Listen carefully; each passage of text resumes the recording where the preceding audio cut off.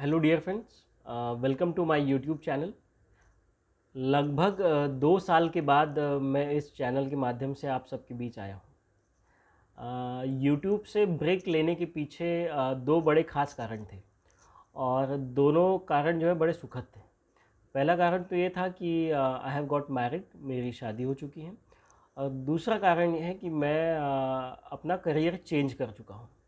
अब तक मैं दैनिक भास्कर नागपुर में पत्रकार था, लेकिन अब लगभग 8 महीने पहले मैं भारत सरकार की इंडियन इंफॉर्मेशन सर्विस को ज्वाइन कर चुका हूँ। मैं आईएएस ग्रुप बी का ऑफिसर हूँ और वर्तमान में मेरी posting field publicity officer central bureau of communication Nagpur में हुई है। तो दोस्तों, पिछले कुछ समय से मैं यूट्यूब से या सोशल मीडिया से काफ़ी दूर था, लेकिन आपके बीच मैं अब आया हूँ। तो इसलिए आया हूँ क्योंकि आईएएस के इंटरव्यू होने वाले हैं। जी हाँ, Indian information service group B की 2021 की जो सेकंड नोटिफिकेशन थी, उसकी शॉर्टलिस्टेड कैंडिडेट्स की सूची काफ़ी कुछ महीनों पहले आ चुकी हैं और अब जल्द ही उसके इंटरव्यू होने वाले हैं। लेकिन दोस्तों, इंटरव्यू फेस करने के लिए जो भी कैंडिडेट्स जा रहे हैं, उनके सामने एक बड़ी समस्या है। ये सेम समस्या मेरे साथ भी आई थी। वो ये थी कि यूपीएससी सिविल सर्विसेज के इंटरव्यू में क्या चीज़ों का ध्यान रखा जाना चाहिए या उसका गाइडेंस को लेके काफ़ी सारे वीडियोस, काफ़ी सारा कंटेंट इंटरनेट पे मौजूद है। लेकिन specifically Indian information service group B के इंटरव्यू का गाइडेंस मुझे तो यूट्यूब पे नहीं दिखा, इसलिए मुझे भी काफ़ी तकलीफ़ों का सामना करना पड़ा। तो ये यूट्यूब वीडियो आपके सामने लाने का एक इंटेंशन ये भी है कि आप लोग जानें कि मेरा इंटरव्यू का एक्सपीरियंस कैसा था, मुझसे किस तरीके के सवाल पूछे गए, उनके मैंने आंसर्स क्या दिए और वो क्या चीज़ें हैं जिसका ध्यान रख के आप इस इंटरव्यू को क्रैक कर सकते हैं।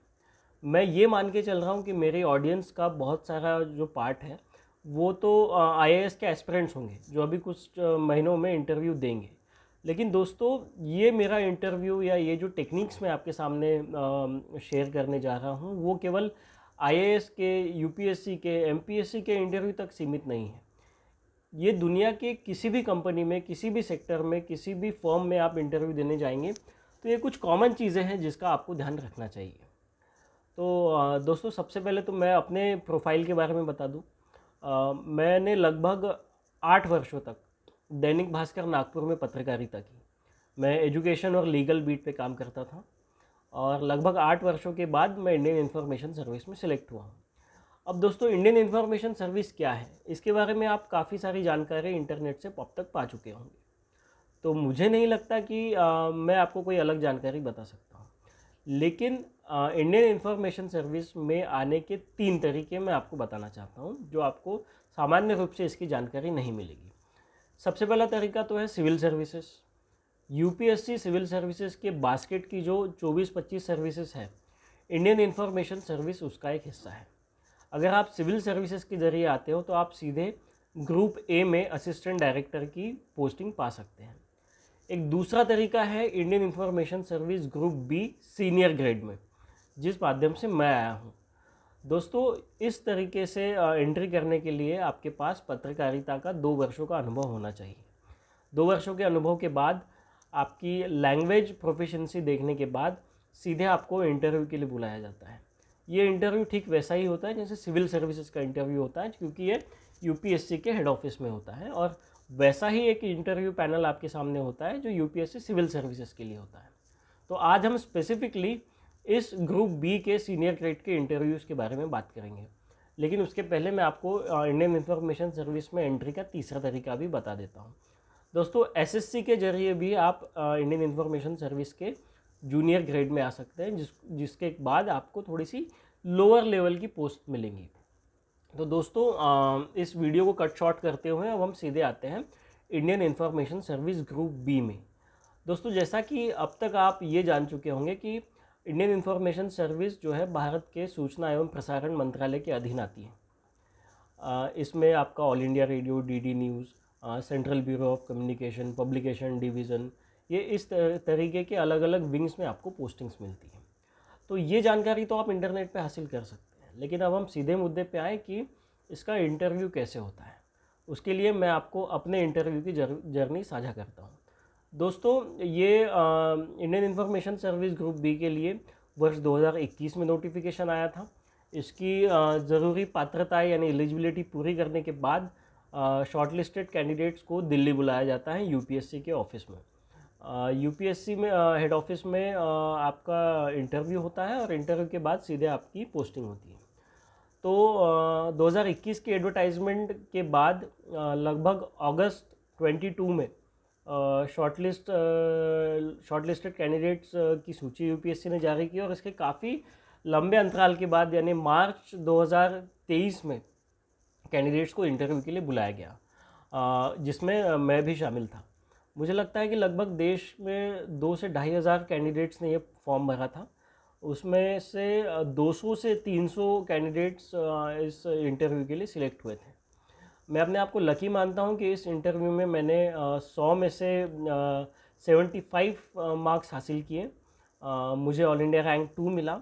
और ये भी मैं बता दूं कि पता नहीं ये क्या स्ट्रेंज कोइंसिडेंस था कि यूपीएससी ने लगभग 6 से 7 कैंडिडेट्स को 75 मार्क्स के साथ सेकंड स्पॉट पे रखा और सारी बैच में लगभग 29 कैंडिडेट्स को सिलेक्ट किया। तो दोस्तों, यूपीएससी जब आपको शॉर्टलिस्ट करता है तो आपको ईमेल के ज़रिए और लेटर के ज़रिए आपको इंटरव्यू का कॉल आता है। इसके लिए आपको प्रिपेयर करके आपके सारे डॉक्यूमेंट्स लेके जाना होता है। तो मेरे शेड्यूल्ड डेट पे और शेड्यूल्ड समय पे मैं यूपीएससी के ढोलपुर हाउस में पहुंचा। मेरा सुबह का पहला इंटरव्यू था। दोस्तों, मुझे ये बताते हुए भी कोई शर्म या झिझक नहीं है कि जब मैं इंटरव्यू के लिए पहुंचा तो उस दिन का Indian information service group B का मैं पहला कैंडिडेट था। हालांकि हमारे साथ सिविल सर्विसेज और दूसरी सर्विसेज के कैंडिडेट्स भी बाहर, जो आप रील्स पे या यूट्यूब पे अलग अलग वीडियोस में देखते हो कि कैंडिडेट्स की लाइन लगी है अंदर जाने के लिए, तो 2023 के मार्च में मैं भी उसी लाइन में खड़ा था। ये सबसे क्रूशियल समय होता है जब आप यूपीएससी प्रीमाइसेस में इंटर कर रहे होते हैं।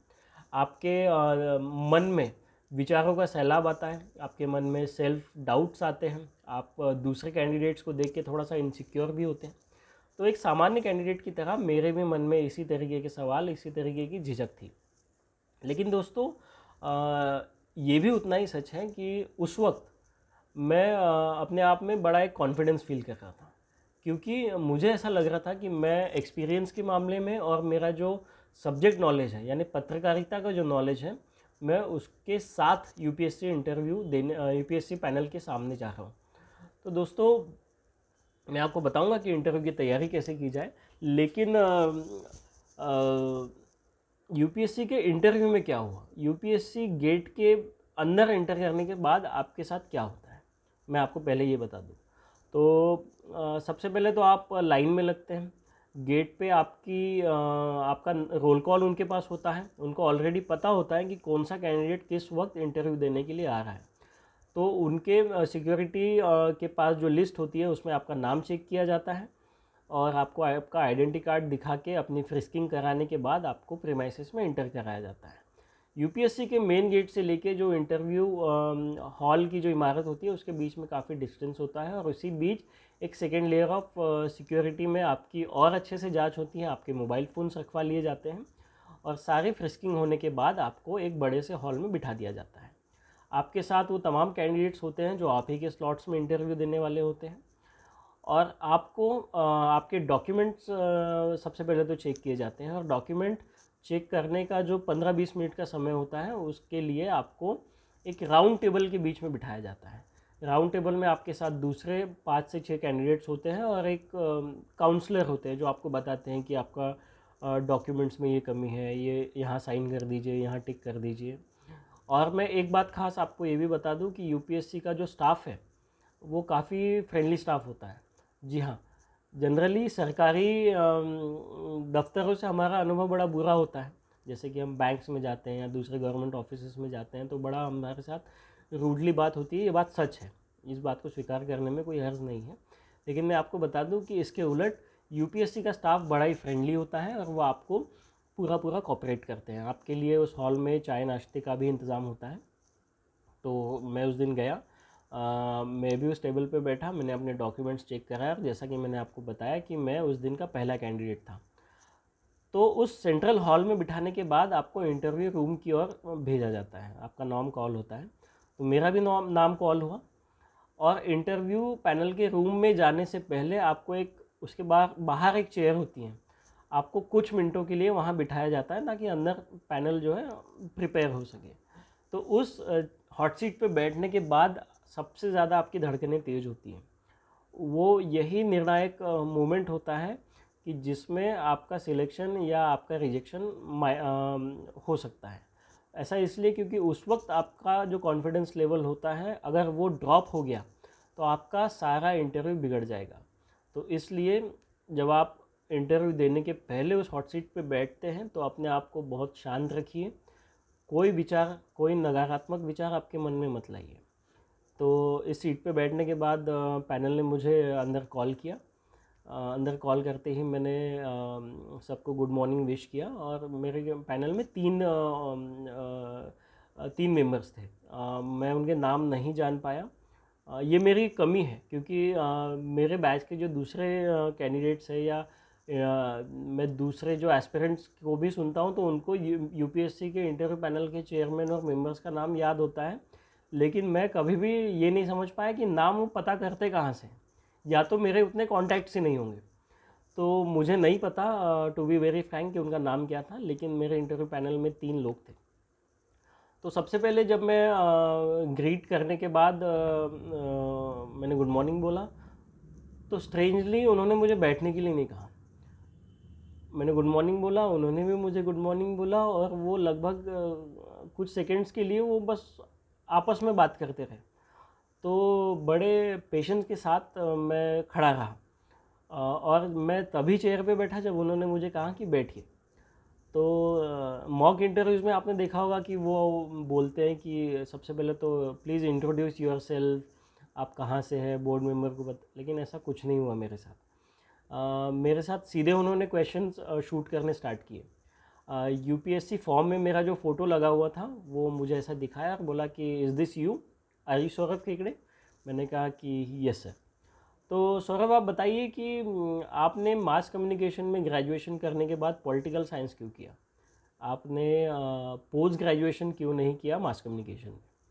तो मैंने कहा हाँ, एक ख़ास बात यह है कि उन्होंने मुझसे इंग्लिश में पूछा। तो आई रिप्लाइड कि sir, the subject which my local university was offering me in post graduation mass communication, I had already studied दो subjects in my under graduation.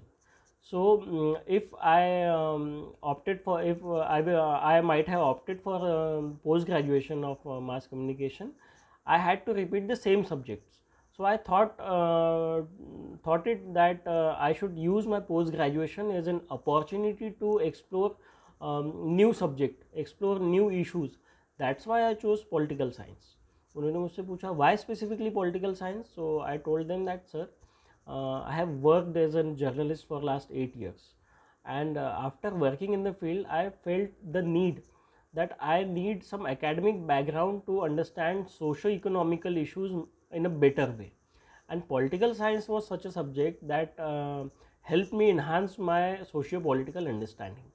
तो सामने से उनका कोई क्रॉस क्वेश्चन नहीं आया, तो मुझे ऐसा लगता है कि मेरा सवाल उनको सेटिस्फाई कर गया। इसके बाद उन्होंने मुझसे पूछा कि Saurabh, what are the beats you have worked in? So पत्रकारिता में बीट्स वो होती हैं जिसमें आपने स्पेसिफिकली काम किया हो, क्योंकि पत्रकारिता में भी आप जिस तरीके की न्यूज़ लाते हो उसको बीट्स में बांटा जाता है। Crime, political, legal, education, social और तमाम तरीके की बीट्स होती हैं। तो उन्होंने मुझसे पूछा कि what were the particular beats you are working in? मैंने उनको बताया कि sir, I use to work in education and legal sector, legal beat. तो जैसे ही मैंने कहा कि I work in education and legal beats, उन्होंने मुझे सबसे पहले न्यू एजुकेशन पॉलिसी के बारे में पूछा। तो they asked me what are the main features of new education policy. तो मैंने उनको बताया कि sir, this new education policy which government has brought, it has some major changes. The first changes is that the choice based credit system which they have introduced where a student from science background can study any subject of humanities background or vice versa. Second thing is that technical subjects like engineering, polytechnic, MBA, new education policy is giving a facility to the students that they can opt these subjects in their regional languages. जैसे कि polytechnic का अगर कोई student है, engineering का अगर कोई student है, तो वो अपनी रीजनल लैंग्वेज यानी मराठी या दूसरी जो 8 रीजनल लैंग्वेजेस हैं उसमें भी वो पढ़ाई करके परीक्षा दे सकता है. तो उन्होंने मुझसे क्रॉस क्वेश्चन पूछा कि you are talking about the education in regional language, do you think that enough books are available in regional language for students to study. So मैंने बड़े ऑनेस्टली उसका एक्सेप्ट किया. दरअसल ये एक ट्रिक क्वेश्चन था. ये एक नेगेटिव दिशा में मेरा इंटरव्यू ले जा सकता था कि अगर मैं बोलता कि no sir, right now there are not enough books and I don't think that UPSC that new education policy is getting successful. लेकिन मैंने उसको टैक्टफुली हैंडल किया. मैंने कहा कि sir, new education policy is just recently introduced and that's why there are not enough books in the regional language, but in the upcoming years, as the policy will take its course, more and more publications will bring their books in regional language, bring their study material in the regional language, and eventually this will help students. तो I think कि ये भी जवाब उनको appeal कर गया, क्योंकि उन्होंने मुझसे क्रॉस क्वेश्चन नहीं पूछा. अब आया दूसरा सवाल कि उन्होंने मुझसे पूछा कि you also cover legal beats, so have you done any research in the legal sector. तो मैंने एक स्टोरी की थी, मैंने एक खबर की थी, उसी को उसके लिए मैंने काफ़ी रिसर्च की थी.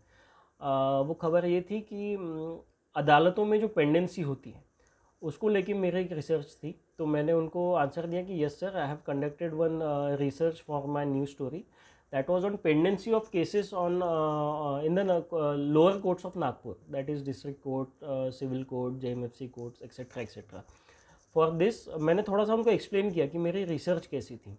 मैंने उनको बताया कि मैंने नेशनल जुडिशियल डेटा ग्रेड से नागपुर के लोअर कोर्ट्स की पेंडेंसी ली, मैंने नागपुर के टोटल नंबर ऑफ़ जजेस की क्वांटिटी ली, और जो अपनी रिसर्च की उसमें मेरी ये फाइंडिंग्स थी कि लगभग नागपुर के लोअर कोर्ट्स में 2000 केसेस के पीछे मात्र एक जज है. तो पेंडेंसी का सबसे बड़ा कारण तो यह है कि जजेस की कमी है. दूसरा कारण था कि कोर्ट का इंफ्रास्ट्रक्चर उतना वेल इक्विप्ड नहीं है कि वो इतनी पेंडेंसी को इजीली और एफिशिएंटली मैनेज कर सके. तीसरी मेरी फाइंडिंग ये थी कि जो एडजमेंट लेने की जो मेंटेलिटी है हमारे कोर्ट्स में, कि आज क्लाइंट रेडी नहीं है, आज कोई डॉक्यूमेंट एफिडेविट रेडी नहीं है, या सरकारी वकील रेडी नहीं है, तो इस वजह से भी कोर्ट की जो प्रोसीडिंग्स है वो सालों साल तक खींचती हैं. और एक लास्ट फाइंडिंग मैंने ये बताई कि सर, जो अपील सिस्टम है, यानी एक लोअर कोर्ट में फैसला आने के बाद हायर कोर्ट में जाना, फिर वहाँ से जेएमएफसी का डिसीजन है या सिविल का डिसीजन है तो उसको अपर कोर्ट डिस्ट्रिक्ट में चैलेंज करना, डिस्ट्रिक्ट का जजमेंट आया तो हाई कोर्ट में, हाई कोर्ट का जजमेंट आया तो सुप्रीम कोर्ट में. तो ये भी कुछ कारण है कि केसेस जो है लंबे खिंच जाते हैं. तो इसके बाद उन्होंने मुझसे करंट अफेयर पे पूछ लिया. उन्होंने बताया कि सौरभ जी बताइए कि महाराष्ट्र से जुड़ा कौन सा मामला सुप्रीम कोर्ट में पेंडिंग है. तो इस वक्त मेरे दिमाग के फ्यूज़ उड़ गए, क्योंकि मैं उतना क्विकली रिकॉल नहीं कर पाया. तो मैंने पहले तो कुछ लोकल केसेस बताए, तो उन्होंने कहा नहीं नहीं, हम ये नहीं पूछना चाह रहे.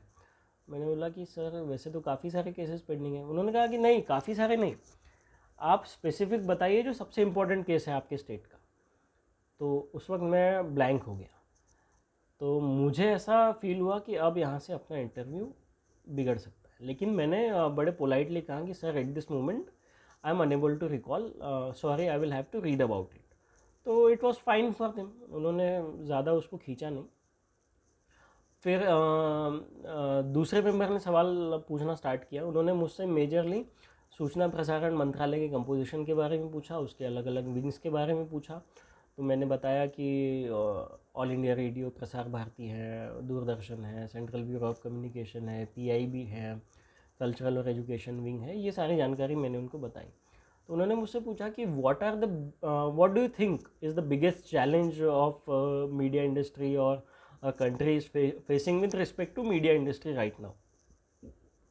मैंने कहा कि sir the biggest challenge is that after the emergence of internet and specially 4G and 5G, new media has developed rapidly in India.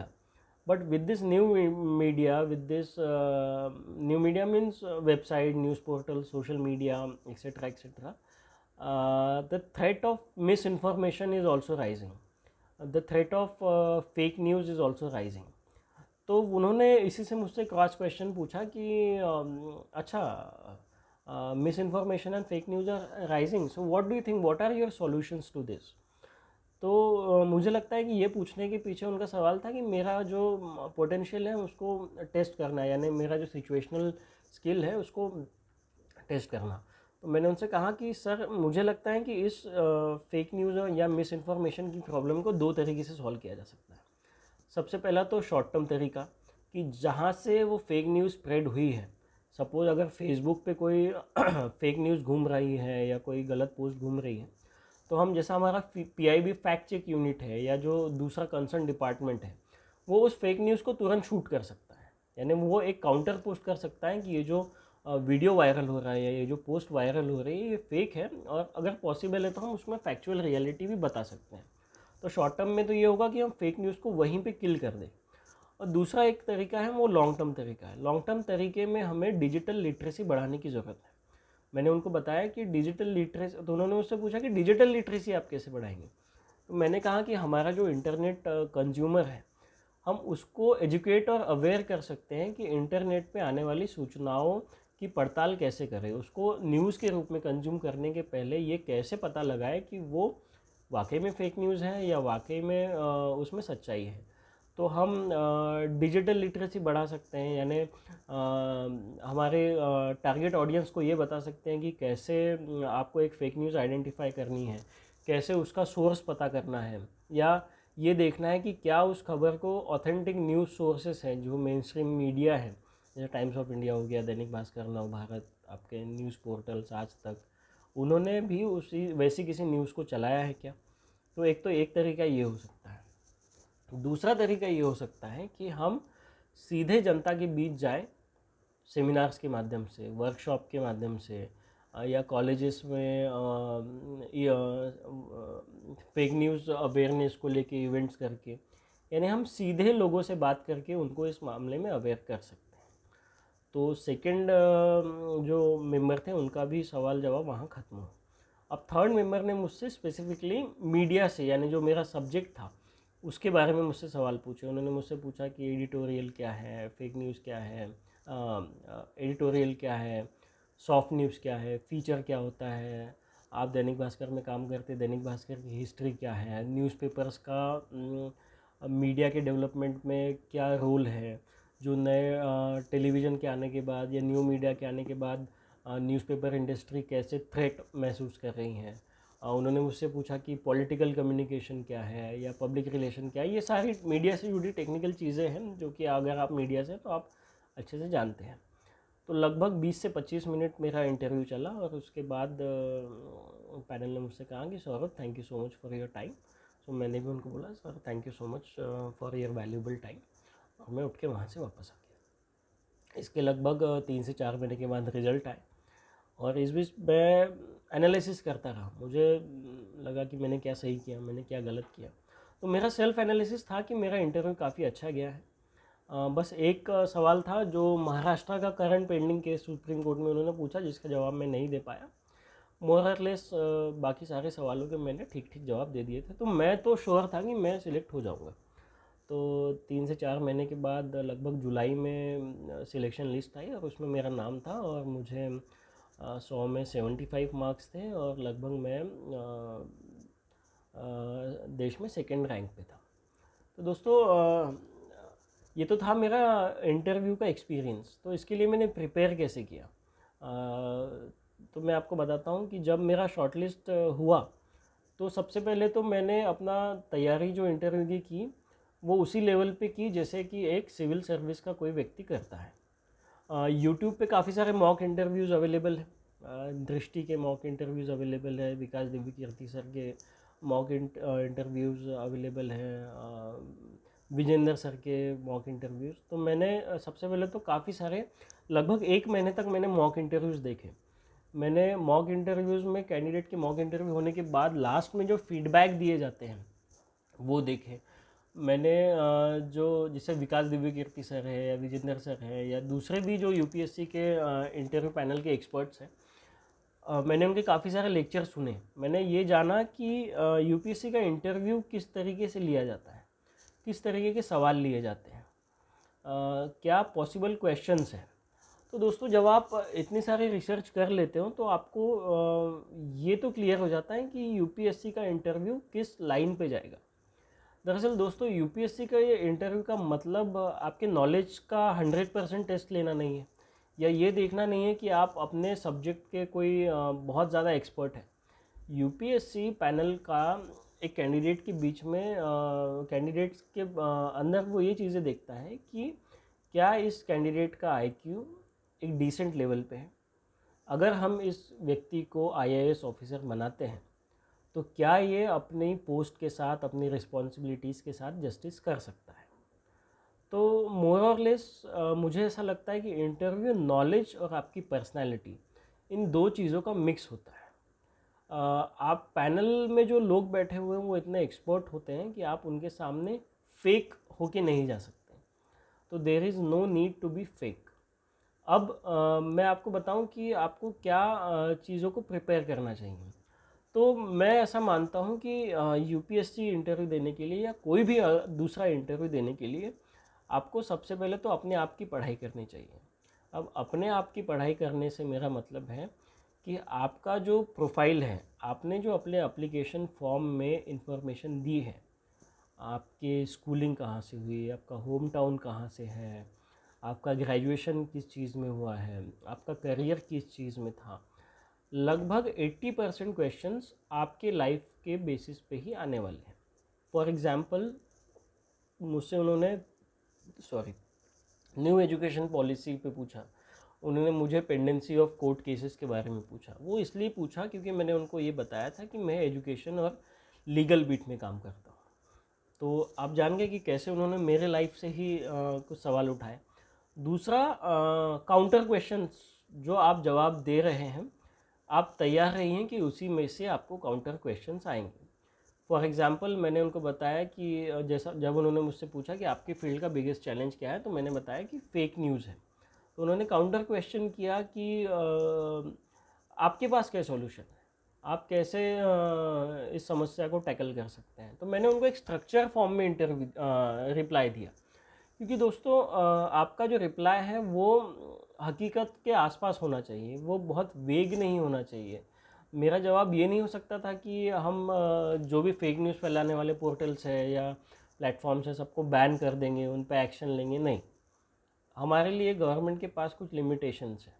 उन लिमिटेशंस में रहते हुए, गवर्नमेंट की पावर्स को आइडेंटिफाई करते हुए हम कैसे प्रॉब्लम्स को सॉल्व कर सकते हैं, ये सॉल्यूशन हम लोगों को यूपीएससी इंटरव्यू पैनल के साथ बताना होता है। दूसरा सवाल ये है कि आपका जो प्रेजेंस ऑफ माइंड है, ये उस वक्त पे आपको काफ़ी मदद करता है। यानी जो एक्सटेम्पोर क्वेश्चंस आपके सामने पूछे जाते हैं, आप उसको कैसे टैकल करते हैं।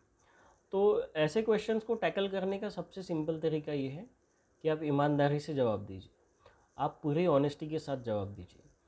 क्योंकि अगर आप ईमानदारी के साथ जवाब नहीं देंगे तो आपके दिल में कुछ और आपके चेहरे पे कुछ और होगा, और ये इंटरव्यू पैनल आपको पकड़ लेगा। तो आप ज़्यादा देर तक उसको फेक नहीं कर सकते। तीसरा एक टिप जो है वो ये होनी चाहिए कि जब आप उस इंटरव्यू के माहौल में जाते हैं, जैसा कि मैंने आपको स्टार्टिंग में बताया कि जब आप प्रेमाइसिस में इंटर करते हो या कमरे के बाहर उस हॉट सीट में बैठते हो या दूसरे कैंडिडेट्स को देखते हो जो सूटेड बूटेड आए हुए हैं, जिनकी शक्लों से वो काफ़ी इम्प्रेसिव लग रहे हैं, तो ऐसी सिचुएशन में बहुत ज़्यादा चांस है कि इंटरव्यू पैनल तक पहुंचने के पहले ही आप आधी जंग हार चुके हैं। तो ऐसा ना करें। उस वक्त अपना कॉन्फिडेंस बनाए रखें। आप ये समझिए कि ये जितने भी लोग यहाँ आए हैं, ये जो प्रेमाइसिस है, इसकी जो आभा है या इसकी जो भव्यता है, वो आपके लिए है। वो आपके स्किल्स को टेस्ट करने के लिए बनाए गए हैं। और आप अगर इंटरव्यू में बुलाए गए हैं तो यूपीएससी जानता है, यूपीएससी समझता है कि आप एक योग्य कैंडिडेट हो, आपके अंदर वो क्षमता है कि आपको परखा जाए, ताकि यूपीएससी अपनी एक पोस्ट भर सके। तो मेरा आपसे लास्ट का टिप तो यही है कि आप अपना कॉन्फिडेंस बनाए रखिए, अपने आप पे विश्वास रखिए, और जो बेकार के जो थॉट्स हैं या जो इन्फीरियर कॉम्प्लेक्स हैं उसको आप कुछ समय के लिए भूल जाइए, कुछ मत सोचिए। आप you live in the moment. आप सोचिए कि हाँ, मैं एक योग्य कैंडिडेट हूँ, मेरे पास नॉलेज है। और इंटरव्यू को भी एक नॉर्मल डिस्कशन का ही सेशन समझिए। इंटरव्यू कोई आपका पुलिस इंटरोगेशन नहीं है या आपसे कोर्ट की पूछताछ नहीं है। इंटरव्यू एक आपसे हेल्दी कॉन्वर्सेशन है, ताकि पैनल आपके पर्सनालिटी में झांक सके और ये देख सके कि आपके अंदर क्या क्या खास बातें हैं। और इंटरव्यू कोई नॉलेज का टेस्ट भी नहीं है कि आपको 100% सवालों के जवाब आते हो, आपको सब कुछ आता हो। जैसा कि मैंने बताया कि मुझे नहीं याद था कि करंट केस कौन सा पेंड, हालांकि मुझे पता होना चाहिए था कि करंट महाराष्ट्र का केस कौन सा पेंडिंग है, और मुझे पता था, लेकिन उस मोमेंट पे मैं ब्लैंक हो गया था। तो it's okay to say that sorry sir, right now I am not aware about it, लेकिन हाँ, मैं इस बारे में पढ़ूंगा। तो दोस्तों, मुझे लगता है कि ये वीडियो काफ़ी लंबा खींच रहा है, लेकिन ये सारी जो भी चीज़ें मैंने आपके साथ शेयर की, ये मुझे लगता है कि बड़ी इम्पोर्टेंट थी, और उम्मीद करता हूँ कि आपको इस वीडियो के माध्यम से एक इंसाइट मिल गया होगा। अगर आप मुझसे और भी कुछ सवाल जवाब करना चाहते हैं तो कमेंट सेक्शन आपके लिए ओपन है। मेरा ईमेल आईडी भी मैं डिस्क्रिप्शन में दे रहा हूँ, तो आप कभी भी मुझसे रीच आउट कर सकते हैं। और अभी आने वाले महीनों में आईएएस ग्रुप बी के जो इंटरव्यू होने वाले हैं उसके सभी कैंडिडेट्स को मैं अपनी बेस्ट विशेस देता हूं, और उम्मीद करता हूं कि आपका सिलेक्शन हो जाए, और इस सर्विस में चयनित होने के बाद हम एक दूसरे के साथ कंधे से कंधा मिलाकर काम करेंगे। Thank you so much. जय हिंद। Good bye.